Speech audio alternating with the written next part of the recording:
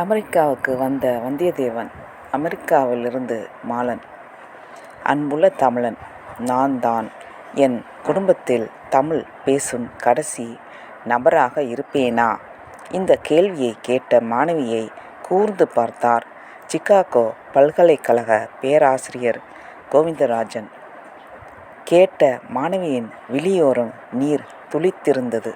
அந்த பெண் வாய் விட்டு கேட்ட கேள்வி இன்று பலரின் மனதில் வெளி தெரியாமல் முணுமுணுத்து கொண்டிருக்கும் கேள்விதான்.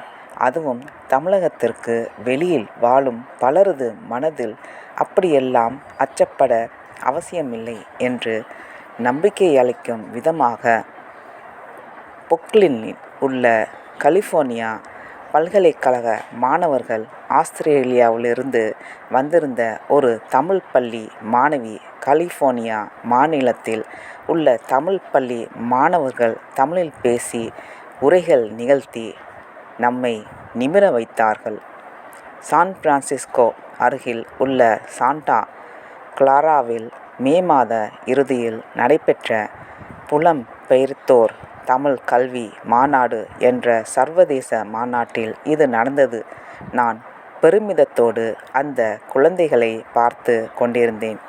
அந்த குழந்தைகள் செடிகள் போல் நிமிர்ந்து நின்று மலர் போல சிரிக்கின்றன என்றால் அதற்கான வேர் உலகத் தமிழ் கல்வி கழகம். இடைவிடாமல், சற்றும் தளர்ந்து விடாமல் 25 ஆண்டுகளாக பணி செய்து வருகிறார்கள். எந்த பலனையும் எதிர்பாராமலே பணி செய்து என்று எளிதாக இந்த சொற்களில் எழுதுகிறோம். ஆனால் எத்தனை வேலைகள் என்று யோசித்தால் மலைப்பாக இருக்கும். ஆங்காங்குள்ள வட்டாரங்களில் தமிழ் பள்ளிகளை தொடங்குவது தரத்தை பேண வேண்டியிருப்பதன் பொருட்டு அந்த பள்ளிகள் பின்பற்ற வேண்டிய நெறிமுறைகளை வகுப்பது, அவற்றை நடைமுறைப்படுத்துகிறார்களா என கண்காணிப்பது, ஒரே சீராக இருக்குமாறு பள்ளிகளுக்கான பாடத்திட்டங்களை வகுப்பது, அந்த பாடத்திட்டங்களுக்கு நூல்கள் தயாரிப்பது, ஆண்டுதோறும் தேர்வு நடத்துவது, அதற்கான கேள்வித்தாள்களை தயாரிப்பது, விடைகள் மதிப்பிடுவது, பள்ளிக்கான ஆசிரியர்களை உருவாக்குவது, அவர்கள் மனம் வாடிவிடாமல் பார்த்து கொள்வது. ஏனெனில் அவர்கள் சம்பளத்திற்கு வேலை செய்பவர்கள் அல்ல, தன்னார்வத்த தொண்டூழியர்கள். இது தவிர எல்லா அலுவலகத்திலும் இருப்பது போல கடித போக்குவரத்து, கணக்கு வழக்கு என அவர்கள் பணி எளிதல்ல. இவற்றை எல்லாம் ஒரு அணியாக இருந்து செய்து கொண்டிருக்கிறார்கள். ஓராண்டு 2 ஆண்டாக அல்ல, 25 ஆண்டுகளாக. அந்த அணியில் முக்கியமாக பல பொறுப்புகளை ஏற்று அவற்றை திறம்பட செய்து கொண்டிருப்பவர்கள் பெண்கள். அந்த அணிக்கு தலைமையேற்று வழி நடத்துபவர் வெற்றிச்செல்வி. அவரின் நம்பகமான துணையாக இருப்பவர்கள் வித்யா, கவிதா போன்ற குடும்பத் தலைவிகள் பலர். இது ஏதோ பொம்பளைங்க சமாச்சாரம் என்று ஒதுங்கிவிடாமல் பல ஆண்களும் தம் பங்களிப்பை அளித்து வருகிறார்கள். அவர்களில் பலர் பெரிய நிறுவனங்களில் பெரிய பொறுப்புகளில் இருப்பவர்கள். உதாரணம் சொல்வதானால், இந்த குழுவில் முக்கிய பொறுப்பு வசிக்கும் ஒருவரின் கணவர் நாம் இணைய வழி கூட்டங்கள் நடத்த பயன்படுத்தும் ஜூம் செயலியை அளிக்கும் நிறுவனத்தின் தலைமை அதிகாரி.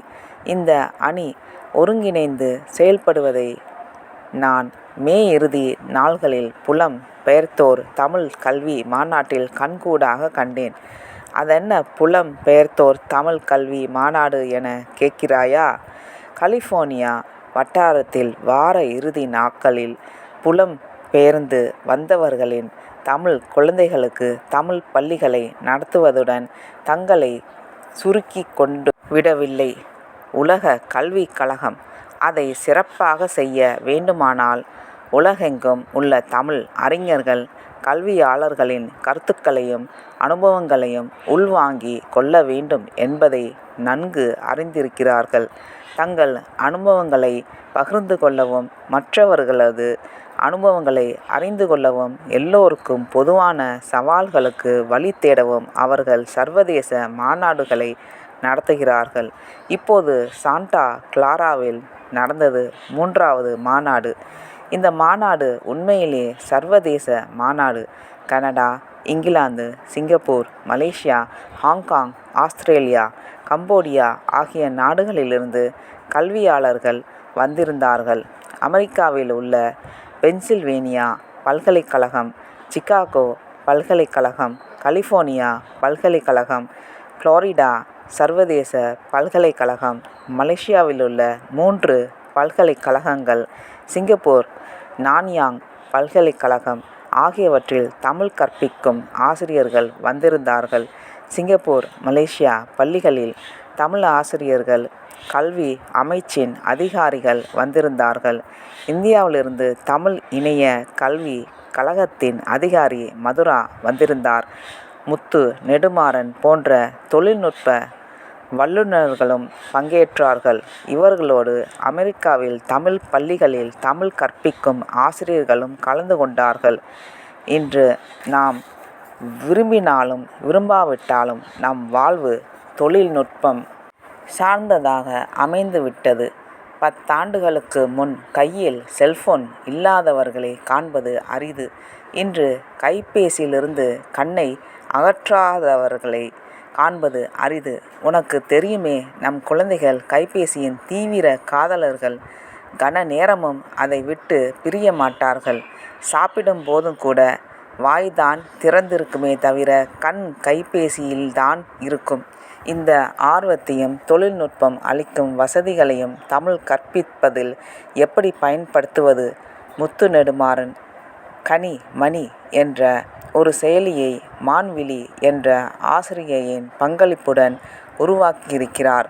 இது கதை சொல்லல் உத்தியை பயன்படுத்துகிறது.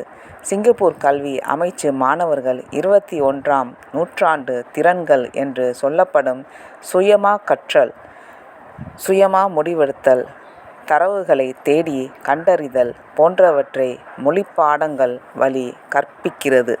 அதற்கென்று ஒரு இருவழி செயல்பாடு இன்டராக்டிவ் கொண்ட இணையதளத்தை ஸ்டூடெண்ட்ஸ் லேர்னிங் ஸ்பேஸ் கடந்த சில ஆண்டுகளாக நடத்தி வருகிறது.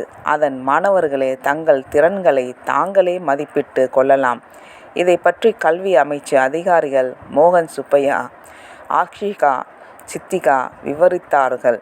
அதைப்போல இயந்திரம் மூலம் கற்றல் பற்றி மலேசியா பேராசிரியர் இளந்தமிழ் எடுத்து சொன்னார். பாடம், பள்ளி, கற்றல், கணினி என்று வெறும் உலர்ந்த உரைகளில் தொகுப்பாக நிகழ்ச்சி அமைந்துவிடவில்லை. மாநாட்டின் ஓர் அம்சமாக ஒரு கண்காட்சியை அமைத்திருந்தார்கள். கண்காட்சியில் கொம்பு, எக்காளம் கருவிகளை வாசித்து காட்டினார்கள். பறை இசையில் அரங்கு அதிர்ந்தது. அத்தன்டிக் ஆக இருக்க வேண்டும் என்பதற்காக கண்காட்சியில் தமிழரின் நெசவு பற்றி காட்சிப்படுத்த தறியில் பயன்படுத்தும் ஸ்பிண்டில்களை கும்பகோணத்திலிருந்து தருவித்திருந்தார்கள். 10 மாதம் இதற்காக உழைத்தோம் என்றார் கண்காட்சிக்கு பொறுப்பேற்றிருந்த சுபா ராஜேஷ். தமிழரின் வரலாறு, கலைகள், இலக்கியம், இசை, அறிவியல், சாதனையாளர்கள், பெண் தலைவர்கள், திருமணச் சடங்குகள் எல்லா அம்சங்களையும் கொண்ட கண்காட்சியாக அமைந்திருந்த அதைத்தான் நான் திறந்து வைத்தேன். உள்ளே நுழையும் இடத்தில் வந்தியத்தேவன் காத்திருந்தார். குதிரை மேல் அமர்ந்திருந்த வந்தியத்தேவன் போல வடிவு அமைக்கப்பட்ட கட்அவுட். அதில் முகம் இருந்த இடத்தை மட்டும் ஒரு ஓட்டையாக விட்டிருந்தார்கள். நீங்கள் உங்கள் முகத்தை பொருத்தி படம் எடுத்துக்கொள்ளலாம். வந்தியத்தேவனாக படம் எடுத்துக்கொள்ள குழந்தைகள் பெரும் ஆர்வம் காட்டின. நானும் தான். நமக்குள்ளும் ஒரு குழந்தை இருக்கிறதே. வாசலில் வந்தியத்தேவன் வழி அனுப்ப வந்தவர் பாரதி. பாரதியார் போல் வேடமணிந்து ஒரு குழந்தை எல்லோரு கவனத்தையும் ஈர்த்தது. தமிழனாக பிறந்து தற்செயல் தமிழ்நாட்டில் தமிழ் பேசி தமிழ் படித்து தமிழரோடு பழகி வாழ்வது இயல்பாக கிடைத்த வாய்ப்பு. ஆனால் அயல் மண்ணில் தமிழ் படிக்க அவசியமும் பேசி பழக சூழலும் இல்லாத நிலையிலும் கூட தமிழ் மீது பற்றும் பெருமிதமும் கொண்டு வாழ்வது என்பது தமிழுக்கு செய்யப்படும் பெரும் தொண்டு. அது பேரன்பு, பெரும் பேறு. தமிழுக்கு தொண்டு செய்வோன் சாவதில்லை என்று எழுத்தாளர் பாரதிதாசன். ஆம், அவர்கள் தலைமுறைகளையும் தாண்டி வாழ்வார்கள். அன்புடன் மாலன். நன்றி, வணக்கம்.